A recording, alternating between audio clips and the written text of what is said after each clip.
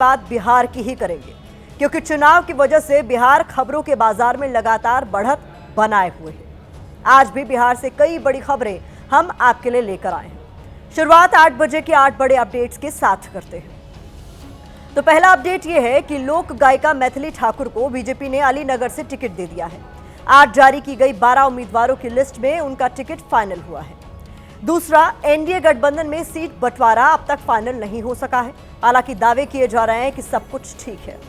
चिराग पासवान और उपेंद्र कुशवाहा के बीच जिस महुआ सीट को लेकर विवाद था, वो चिराग की पार्टी के खाते में चली गई। महुआ सीट चिराग को देने के बाद उपेंद्र कुशवाहा को राजी करने के लिए एक दूसरी सीट, एक एमएलसी सीट और राज्यसभा भेजने का ऑफर दिया गया है। वहीं महागठबंधन के बीच भी अब तक सीट बंटवारे पर फाइनल मुहर नहीं लग सकी है। छठा अपडेट कांग्रेस सूत्रों से यह है कि पार्टी ने 50 सीटों पर उम्मीदवार तय कर लिए हैं। जल्द उम्मीदवारों की घोषणा की जाएगी। इस बीच आज तेजस्वी यादव ने राघोपुर सीट से नामांकन दाखिल कर दिया है। आठवां अपडेट यह है कि जेडीयू ने जो 57 उम्मीदवारों की पहली लिस्ट जारी की है, उसमें एक भी मुस्लिम कैंडिडेट नहीं है। बिहार से लेकर दिल्ली तक आज सियासी गलियारों में लगातार नई नई खबरें आती रही।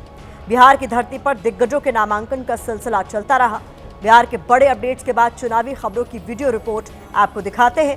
इस वीडियो रिपोर्ट में महागठबंधन से जुड़ी आज की पूरी हलचल है।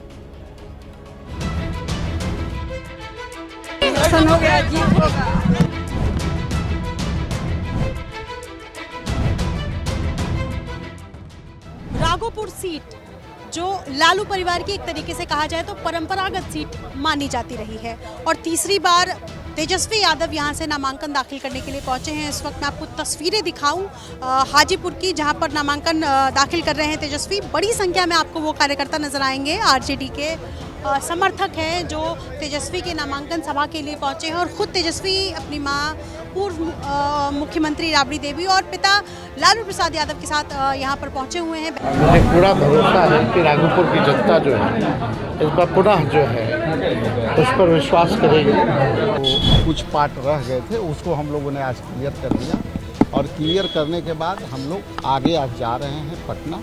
बिहार में जो बुलाएगा हम जाएंगे और हमने ये कहा कि हम समाजवादियों ने और यहाँ की जनता ने भारतीय जनता पार्टी को अवध में हराया। अब बिहार के लोगों की जिम्मेदारी है मगध में हराएं।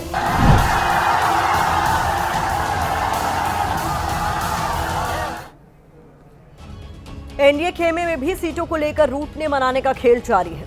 पटना से लेकर दिल्ली तक उपेंद्र कुशवाहा को मनाने के लिए आज कवायद चलती रही। कुशवाहा ने दिल्ली में केंद्रीय गृह मंत्री अमित शाह और बीजेपी अध्यक्ष जेपी नड्डा से मुलाकात की, तो दूसरी तरफ चिराग पासवान ने 14 उम्मीदवारों की पहली लिस्ट जारी कर दी।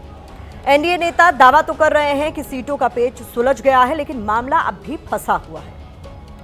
अब हम उम्मीद करते हैं। तो बिहार चुनाव से पल पल आ रही खबरों के बीच कल एक खबर की उतनी चर्चा नहीं हो सकी जितनी होनी चाहिए थी।